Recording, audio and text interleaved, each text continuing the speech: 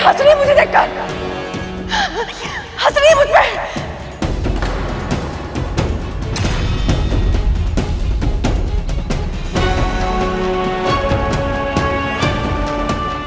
माँ, ये हंस नहीं रही, ये रो रही है माँ। हाँ माँ, ये रो रही है। हंस रही है, मैं बोल रही हूँ कि वो हंस रही है।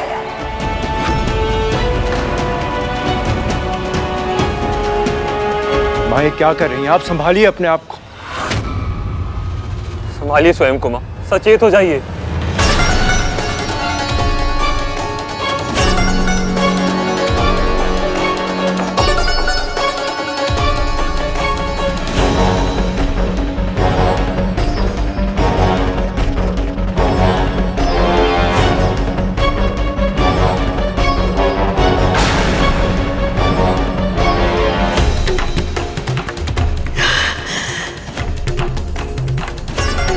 मेरे पुत्रों के प्राण लगभग जा चुके हैं।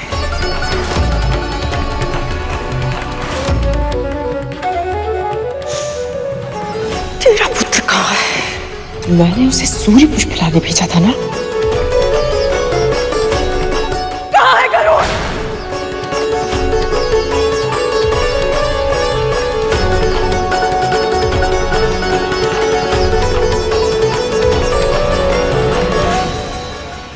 बस थोड़ा सा और। नहीं भाभी माँ, अब टॉनिक भी और खाया तो मेरा पेट फट जाएगा। अच्छा, बस अब और नहीं खिलाऊंगी। पर मैं क्या करूं? मुझे तुम्हें प्रेम करने का मन जो कर रहा है। संसार की सारी माएं अपना प्रेम भोजन के माध्यम से ही क्यों दिखाती है? अगर बच्चों को प्रसन्न करना है तो और भी तो कितनी तरह से किया जा सकता है। अच्छा जी, तनिक मैं भी तो जानूं, मैं तुझे कैसे प्रसन्न कर सकती हूँ? आप मुझे वो दे सकती हैं जिसकी इच्छा से मैं यहाँ तक आया हूँ। अच्छा जी, इस छोटे से बालक की क्या इच्छा है? सूर्य पुष्प। सूर्य पुष्प? वो तुझे क्यों चाहिए भला? असल में मुझे अपने लिए नहीं चाहिए, महारानी कद्रू के लिए चाहिए। महारानी कद्रू? वो तेरी विमाता है ना, तो फिर उन्हें ऐसे क्यों संबोधित कर रहा है? बड़ी माँ। बड़ी माँ नहीं, महारानी। क्योंकि उन्हें मेरा माँ कहना अच्छा नहीं लगता। कैसी विचित्र स्त्री है वो। तुझ जैसे प्यारे बालक के मुंह से माँ सुनना कि सभागन को अच्छा नहीं लगेगा। भाभी माँ, अब उनके बारे में ऐसे कठोर वचन मत कहिए ना। वो मुझे अपना पुत्र नहीं मानती तो क्या हुआ, पर मेरे लिए तो वो विमाता है ना। और किसी भी अपनी माँ के लिए मुझे ऐसे कठोर वचन बहुत बुरे लगते हैं। कितने अच्छे संस्कार दिए हैं तुझे तेरी माँ ने। आजकल तो लोग एक दूसरे की निंदा और बुराई करना चाहते हैं, पर तुझे कठोर वचन कहना तो दूर, सुनना भी पसंद नहीं है। संभव है कि सूर्य पुष्प पाकर बड़ी माँ को मुझ पर विश्वास हो जाए और वो मेरी माँ को दास्ता से मुक्त करने की मेरी विनती स्वीकार कर ले। मेरे पुत्रों के प्राण लेकर क्या लगता है तेरा पुत्र जीवित बचेगा?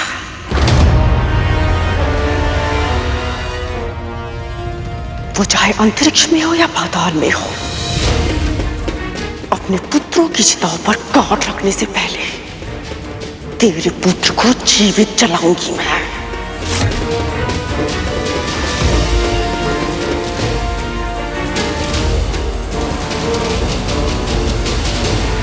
मैं नहीं जानती गरुड़ कहाँ है, पर इतना अवश्य जानती हूँ कि ये सब उसने नहीं किया है। वो अपने भाइयों को कष्ट तक नहीं पहुंचा सकता, फिर उनके प्राण लेने का षड्यंत्र तो कल्पना से भी परे है। बार बार उस गरुड़ को हमारा भाई मत बोलिए। हम संबंधी नहीं, स्वामी। और इसी चिढ़ का परिणाम है ये।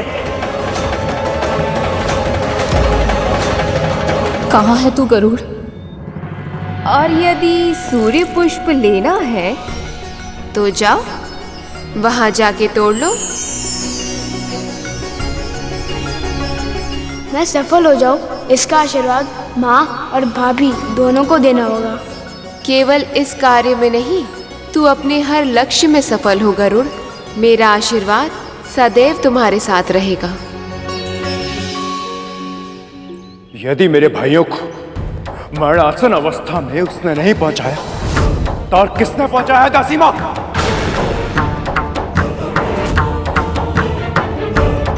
गरुड़ में अकेले पूरी असुर सेना को पराजित करने का समर्थ है, तो उसके होते हुए उसके स्वामियों पर आघात कौन कर सकता?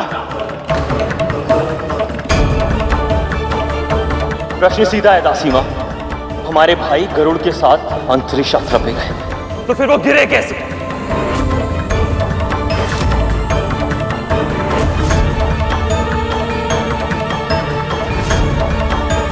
उत्तर दीजिए दासीमा, मुंह खोलिए।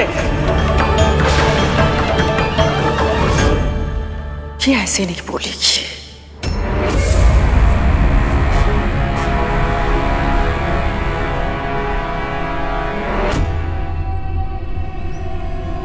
न जाने सर्पों की ये दशा कैसे हुई है।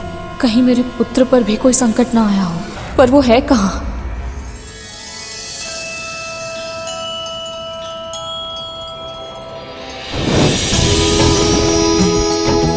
वो यही है सूर्य पुष्प जिसके लिए मैंने इतनी परीक्षाएं दी। अब बस ये पुष्प देखकर बड़ी माँ प्रसन्न हो जाए तो ये सारी मेहनत सफल हो जाएगी।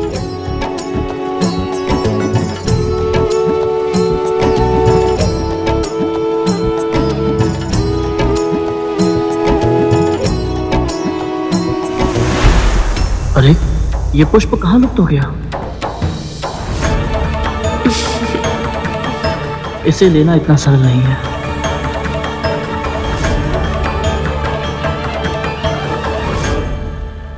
हे प्रकृति देवी, आप भी तो एक माँ है और ये बालक आपकी ममता का आवाहन करके ये निवेदन कर रहा है।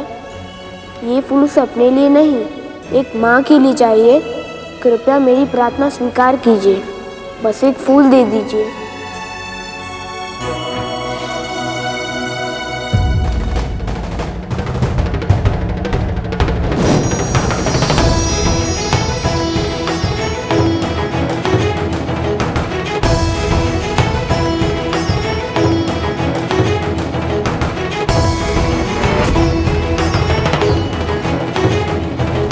ये कैसी माया है? ये सूर्य पुष्प इतना लंबा कैसे हो गया? अब मैं इस पुष्प तक कैसे पहुंच पाऊंगा? इस फूल को लेना किसी बालक के लिए संभव नहीं है गरुड़।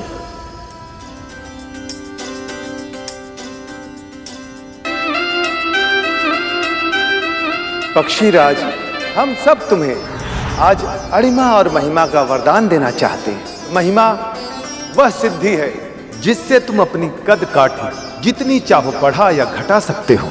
माता, एक बालक के लिए अवश्य ही संभव नहीं, किंतु वाल के ऋषियों के आशीर्वाद से मैं अपने कद को बढ़ा भी सकता हूँ, घटा भी सकता हूँ और ये सूर्य पुष्प प्राप्त भी कर सकता हूँ।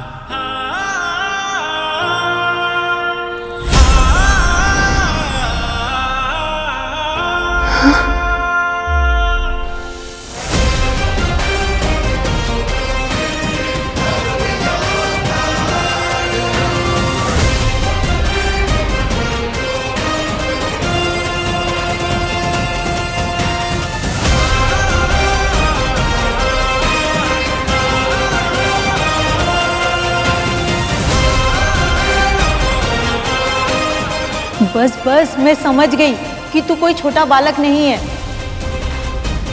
पर मैं तुझे उसी रूप में देखना चाहती हूँ जिस रूप में मैंने तुझे पहली बार देखा था, नन्हे से प्यारे से बालक के रूप में।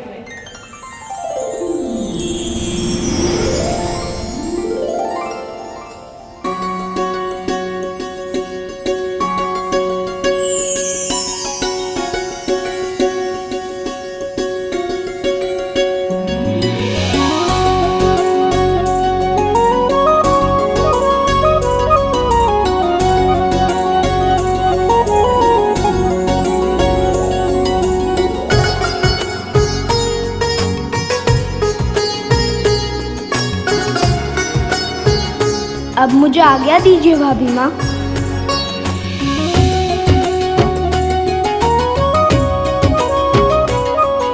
इतनी आसानी से सूर्य पुष्प लेकर तुम नहीं जा सकते हो गरुड़। अभी एक और परीक्षा देना बाकी है। अभी तो यहाँ कोई द्वार नहीं था, अचानक इतने सारे द्वार कैसे आ गए?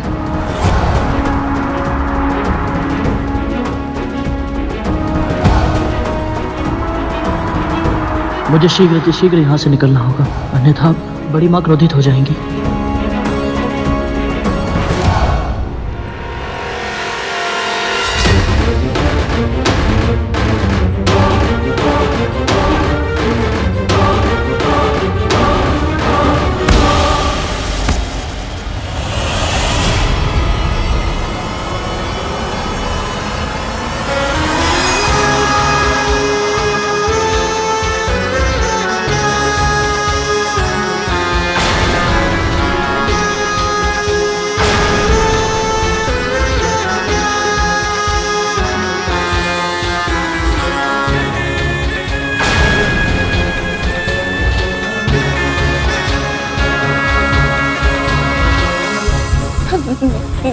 दीदी, मैंने और मेरे पुत्र ने कोई षड्यंत्र नहीं किया।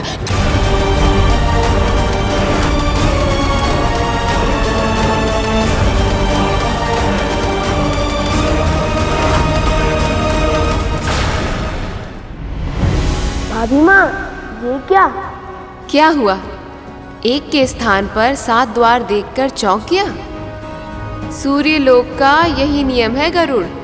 वापस जाने के लिए तुम्हें इनमें से सही द्वार चुनना होगा, नहीं तो तुम किसी और ही लोक में भटक जाओगे।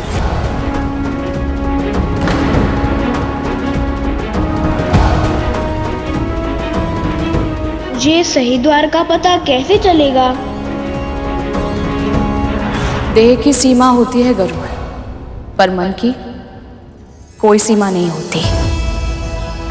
देह की गति से कहीं तीव्र भागता है हमारा मन। देह की आंखों से भी कहीं अधिक देख पाती हैं हमारे मन की आंखें। इसलिए जब कभी तुझे लगे कि तू अपना मार्ग भूल गया है या अपने पथ से भटक गया है, तो अपनी आंखें बंद करके अपने मन में झांकना। तेरा मन तुझे अवश्य ही सही मार्ग दिखाएगा।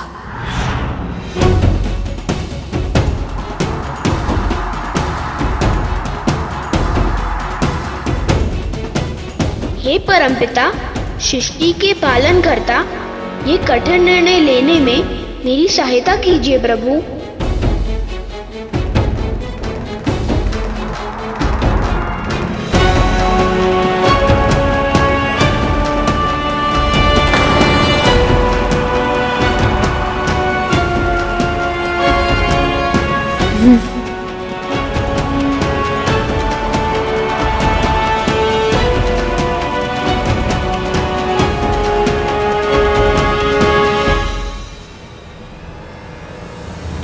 हे प्रभु, मैंने सही द्वार का चुनाव तो किया है ना?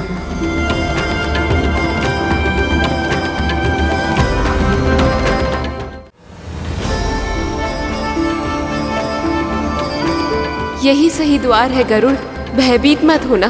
ये भय के नहीं, दुख के आंसू है भाभी माँ। मैं द्वार को पार कर तो लूंगा और ये सूर्य पुष्प लेकर धरती पे भी लौट जाऊंगा, पर मेरा बचपन यही छूट जाएगा माँ। मेरे जन्म के बाद कुछ स्थितियाँ ऐसी आई कि मैं अपनी माँ और भाई के साथ सुखी जीवन बिता ही नहीं पाया, पर आज यहाँ आकर कुछ ही देर में मैंने अपना पूरा जीवन ही जी लिया माँ। आप सबकी बहुत स्मृति आएंगी मुझे माँ।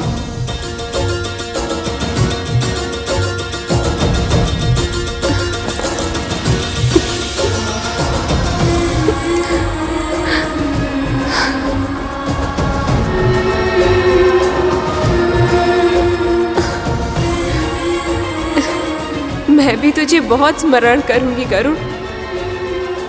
तेरे इस रूप के कारण न जाने कितने वर्षों के बाद मुझे अपनी ममता को फिर से जीने का अवसर मिला। हर माँ चाहती है कि उसकी संतान बड़ी हो और जीवन का दायित्व संभाले, पर उसके मन का एक कोना सदैव उन्हें अपने आंचल में समेटे रखना चाहता है।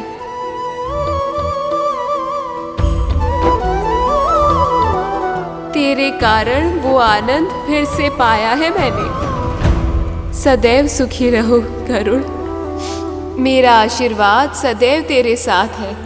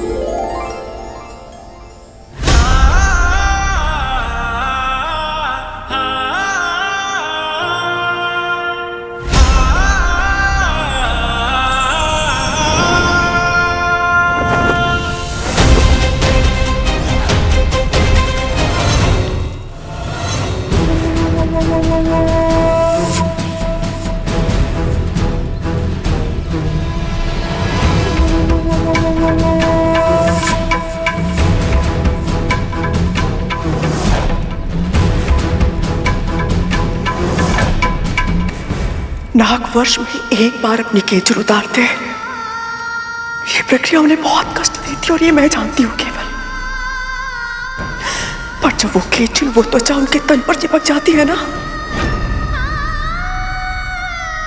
तो पीड़ा बहुत आसानी होती है। तब वो अभागा प्राणी केवल और केवल मृत्यु की कामना करता है।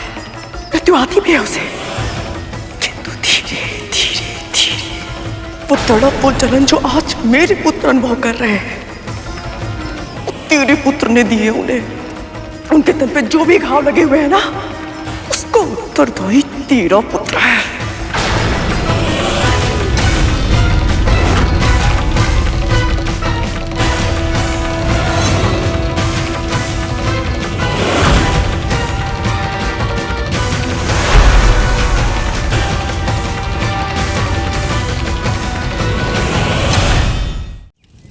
जो बोलूंगी मैं, जितने घाव मेरे पुत्रों के तन पे लगे हैं, उतने ही घाव तेरे तन पर होंगे। जिस पीड़ा को सहने के लिए वो विवश हुए हैं ना, वही पीड़ा तू भी सहेगी। देख विद्या, देख क्या दिख रहा है उनकी आंखों में। मृत्यु का नहीं,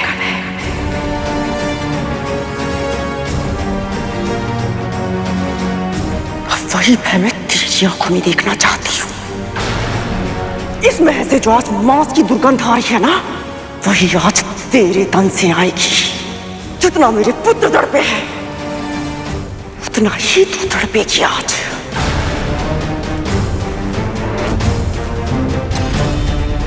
दीदी, ऐसे ही, बिल्कुल ऐसे ही मेरे पुत्रों ने भी मुझे पुकारने का प्रयास किया होगा,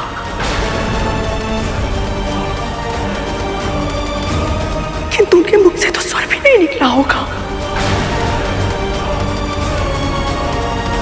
तेरे मुख से स्वर निकलेगा। तू पुकारेगी, तू चिल्लाएगी, जलन की पीड़ा से चिल्लाएगी तू। तेरी चित्कार पूरे ब्रह्मांड में गूंजेगी, किंतु किसी में इतना सामर्थ्य नहीं होगा कि तुझे मेरे प्रकोप से बचा सके।